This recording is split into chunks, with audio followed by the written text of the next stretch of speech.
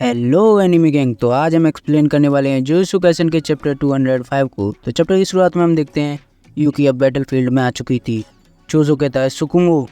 यूकी कहती है तुम अच्छे लड़े चोजो, अब इसे मुझ पर छोड़ दो। चोजो बैरियर के बाहर गिर जाता है। यूकी कहती है मुझे वो लड़के पसंद है जिनके कपड़े मेहनत कर करके गंदे हो जाते हैं, पर तुम्हें मारना पड़ेगा।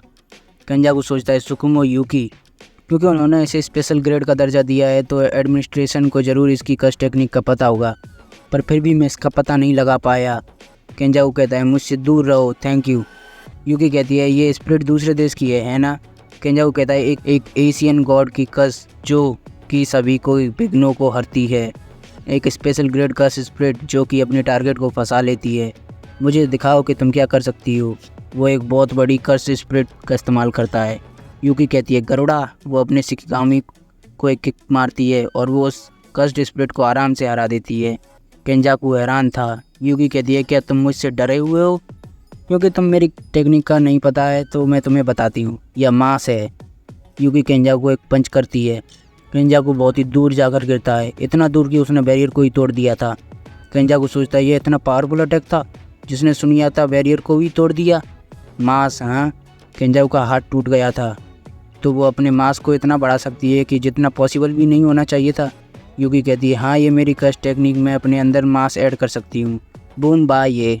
और गरुड़ा एक शिकिगामी है जिसे मैंने कस्ट टूल बना दिया मेरी ही कस्ट टेक्निक से। मेरे अलावा मेरी ये टेक्निक बूम बा ये का दूसरा टारगेट है। केंजाकू सोचता है वो पहले से स्लो नहीं हुई तो क्या इसका मतलब यह है कि वो अपने अंदर जितना भी मांस ऐड करेगी उसका उसके ऊपर कोई भी असर नहीं होगा। वो उन सभी कर्स स्पिरिट को आराम से हरा सकती है जो कि मेरे पास शिबुया के बाद बची हैं। और क्या मैं अकेले इस बीस्ट को हरा भी सकता हूँ?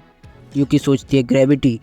वो ग्रेविटी थी जब केंजाकू ने चोजो के खिलाफ दूसरी टेक्निक का इस्तेमाल किया, वो ग्रेविटी थी। केंजाकू के पास कर्स स्पिरिट मैनिपुलेशन और बॉडी होपिंग टेक्निक है तो ज़रूर वो ग्रेविटी ही होगी और वो उजुमाकी का एक ही बार इस्तेमाल कर सकता है। और क्योंकि केंजाकू रिवर्स कर्स टेक्निक का भी इस्तेमाल कर सकता है तो मुझे नहीं लगता कि वो एक सिंगल यूज टेक्निक को इस सिचुएशन में इस्तेमाल करेगा, इसलिए उसकी थर्ड कस्ट टेक्निक जरूर ग्रेविटी ही होगी।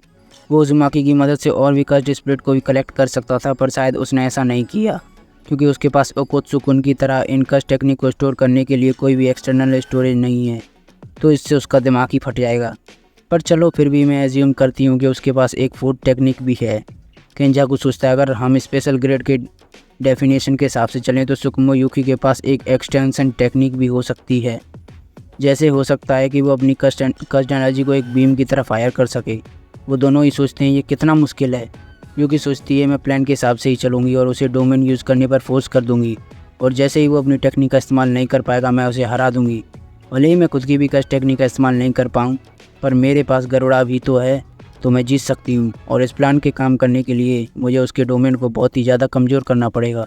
केंजाकू कहता है नहीं, हमारी कस्ट टेक्निक एक दूसरे से लड़ने के लिए नहीं बनी है और फिर भी तुमने अपने डोमेन को एक्सपेंड नहीं किया है तो इसका मतलब ये है कि तुम्हारे अंदर फेक नहीं है कि तुम एक डोमेन बैटल में जीत सकती हो। यू इज तेनकाई वॉर्म प्रोफ्यूज़न। यूकी कहती है अभी टाइम है तेंगन। तेंगन सोचता है क्या मैं ये टाइम पर भी कर पाऊँगा, और ये चैप्टर यहीं पर ख़त्म हो जाता है।